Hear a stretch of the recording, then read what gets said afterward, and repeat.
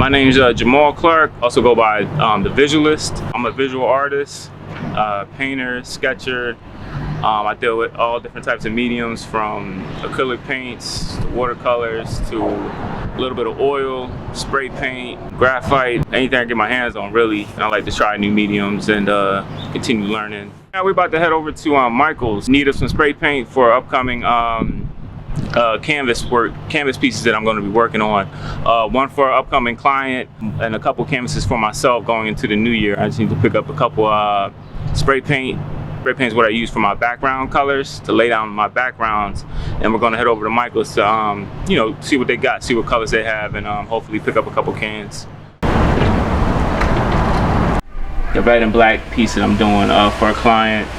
He sent me a couple examples of what he's looking for. He's going for a African gods theme. I gotta do my research on these figures that he wants me to paint. See the difference on the camera. Another thing I like about the Montana, they name their colors. You got Fire Red Rogue here, and you got Red Rogue Kent. They come up with some, you know, sometimes cool names, sometimes pretty corny names, but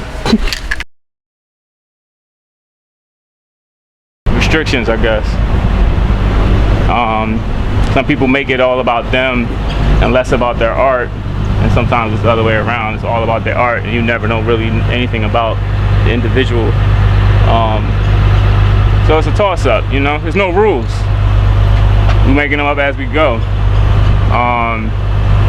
But I just think like the artist's mind is unique. It's different, and you're going to see how it changes from artist to artist, from project to project, how we think and how we execute like our projects, and just how we see the world, and how we introduce you to our world, and how we decide to let you in, if we're gonna let you enter, you know, fully, freely or whatever. If you just passing by to just see what's happening with us, that's cool.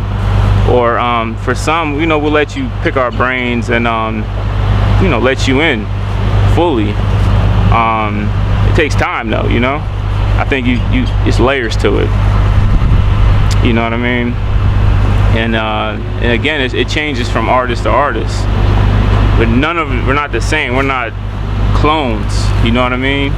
Every artist you come across is going to have a different perspective on life, their craft, how they see the world, and how they're bringing their visions to the public. Some of us are shy. Some of us love the camera. Some of us hate the camera. Some of us wear masks. You know, if you start dealing with that aspect of it, a lot of good, very respected artists, you don't know what they look like. Some of them picked up the mask, and they don't want you to know what they look like. They want you to enjoy their art, their gift to the world.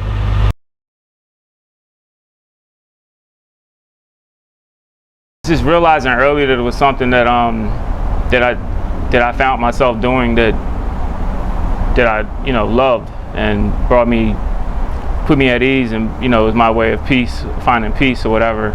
And also having like a positive, strong foundation, meaning my family, having people behind me that were you know, supportive. And throughout my ages, as in my growings, I would say I had a lot of you know, positive influences in my growing and my maturing as an artist, and just never really entertained the thoughts of really pursuing anything else. So it became my plan A. There is no plan B. I never really pictured myself doing anything else that wasn't art related as a career move, or having art being removed out of my life. That never came into my mindset.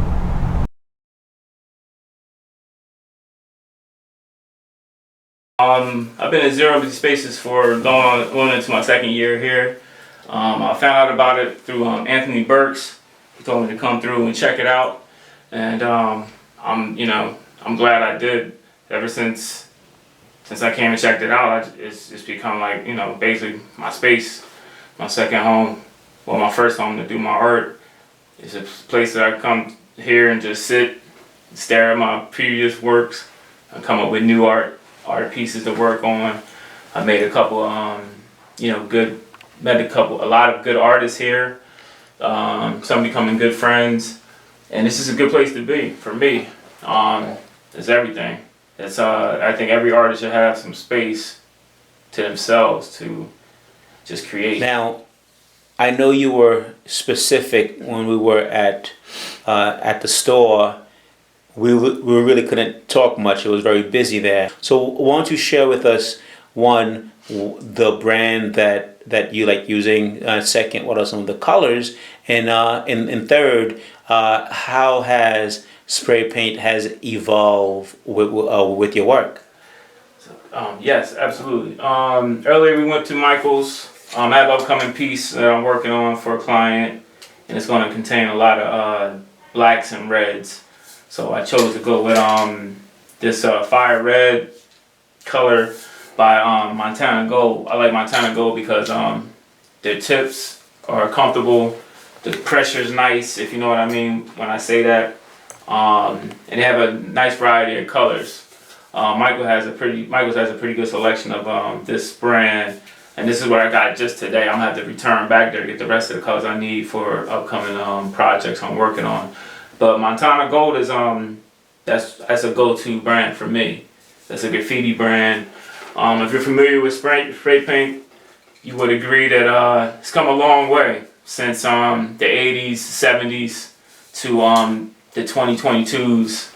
Spray paint has evolved, and it has evolved with the arts. The art form, the graffiti art, has pushed it to the next level, literally. If you examine what Montana Gold is doing and how it adapted to the changing ways of the artists, the graffiti art, and just basically catering to the art form, to the artists in so many different ways, it's to the point where the spray paint doesn't even smell like spray paint anymore. It smells like flowers. It's crazy. But that adds on to the evolution of art, graffiti art, and how it's being pushed to the next level, and how companies, industries have adapted and caught on early. How graffiti writers are designing spray cans and actually making them better for the environment. It's crazy. But that goes to show and prove that the influence that art has on the world. Half of this stuff in this room was done with spray paint, one way, shape, or form. And for the paint itself to evolve with the art forms and with the artists is, I mean, it's special. Like, you know, take notes on this. This is crazy. It's happening right before your eyes. The evolution of spray paint, along with the artists that use it, it's crazy. Kind of ties into subway art. One of my favorite books. I actually got to meet the photographer behind the images that were caught in this book, and the era that she captured on film has been a big inspiration to what I do. Over here I have a collection of used spray paints that I just keep them. I hold on to them for whatever reasons. But to just sit back and see where art has come from and where it's going from the 80s to now, me being a baby of the 80s, growing up seeing graffiti art on the walls and subways, and to doing it myself, to now, it's like, wow, you know, to see again the art form evolve, the artists go from being labeled as vandals into, you know, brilliant minded businessmen, and still doing their craft. You know, some of these cats in this book are still doing it, pushing the envelope art-wise to the next level with graffiti art. And Martha Cooper, the photographer behind the book, she's still alive. She's an old lady now, and like when I met her, she got down on the floor and signed the book in the middle of an art gallery, hundreds of people around. She stopped what she was doing to sign my book on the floor.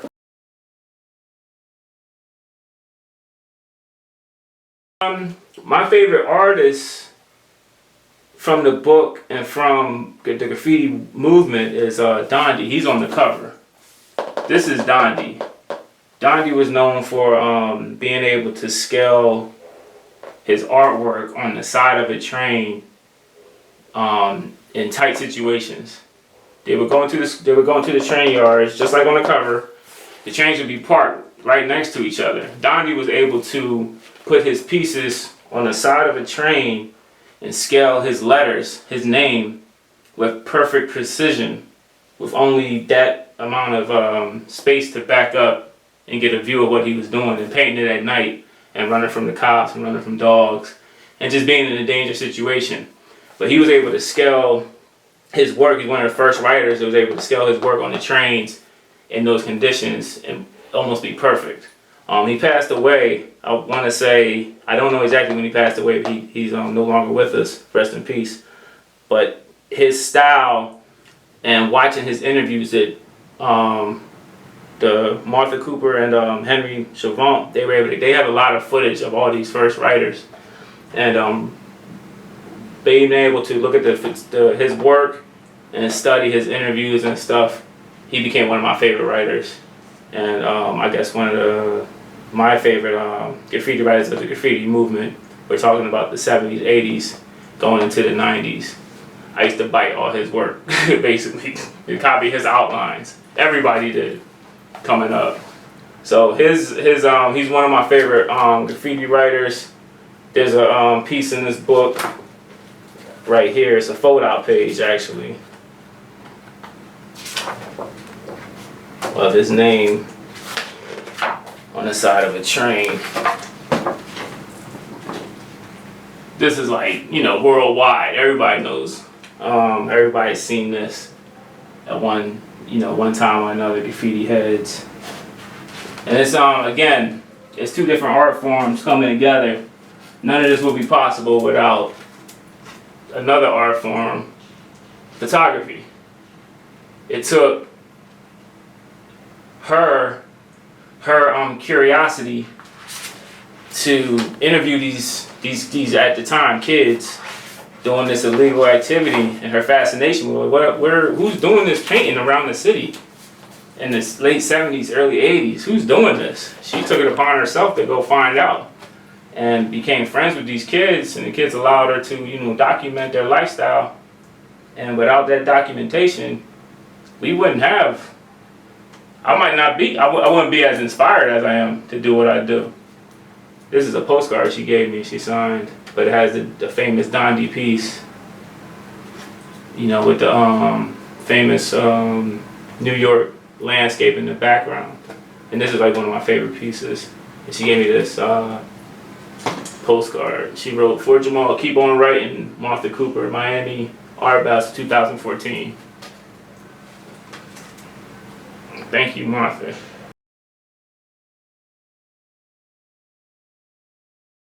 My work has evolved over the years due to my growing as a man, as a curious artist, being fascinated with, becoming fascinated with ancient civilizations, everything from ancient Egyptians to ancient samurais to ancient landscapes, the pyramids, to comic books. The evolution of my work has changed just due to my influences and my interests. As my interest grows, it becomes incorporated into my art, consciously or just without me even realizing it. And I'm also, into, I've always been into music. Hip-hop music is a big influence on my work as well. There's a lot of iconic figures that I include in my my arts. A lot of fallen or iconic musicians in the hip-hop world that passed on that I think left a great impact, and they show up in my artwork. Everybody from Tupac to Nipsey Hussle.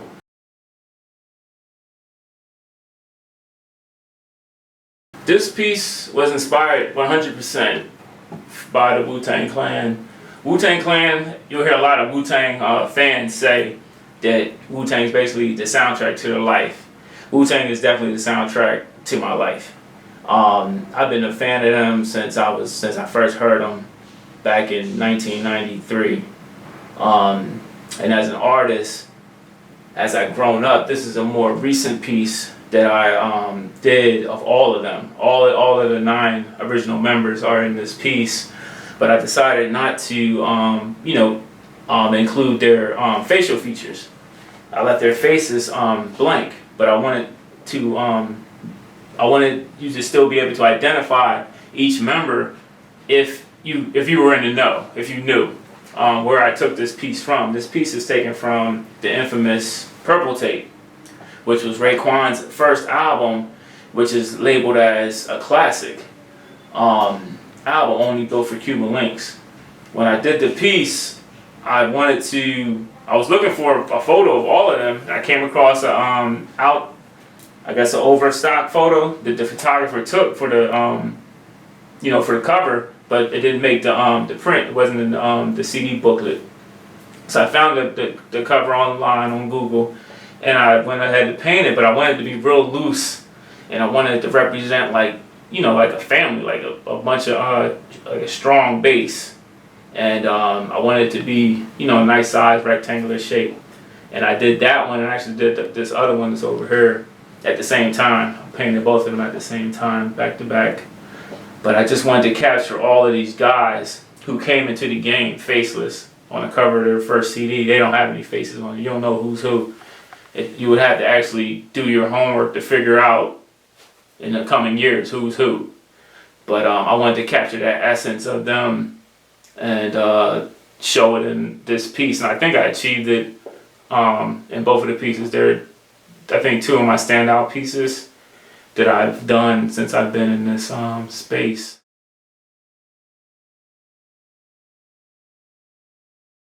I started doing photography in high school. We had a photography class in a dark room, and it was like required. You had to take it at the time. And I thought it was dope. I liked it back then, and I bought a camera and stuff, and I took pictures throughout high school. This was before the digital age. But by the time I got to college, it became a requirement. You had to take it. You had to buy a camera and learn the darkroom and all that. But then, they were going through a transition phase from, the old school to the new school, meaning from the film to digital images. A lot of friends and clients start using my friends as models.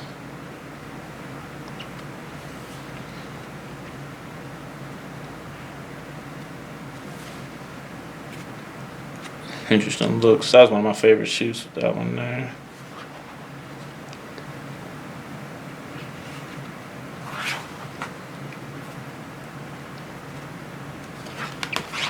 This was fun too. That's in Wynwood. I don't think that wall's there anymore. I think they painted over it.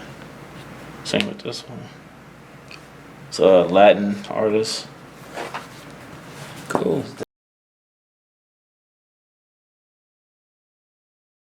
It's very close to being completed. It's been a slow process, to be honest with you. It's basically a representation of balance within the universe. Man and woman being depicted, but more like the male, masculine energy, orange, and the woman kind of like a calming energy with the blue. And a sun disk with wings, just showing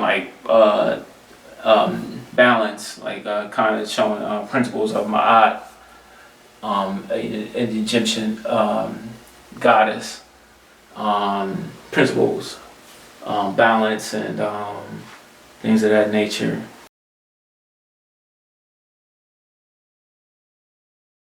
I really want to keep it mind-blowing. I'm not really closing myself off to anything. I'm going to be trying new mediums. I think we had like side conversations about that. I'm definitely gonna be trying new mediums, new combinations of expressing these type of themes in new ways. Kind of try and push it beyond the just your traditional paint and canvas. You're gonna see different things applied to them in the near future, very near future.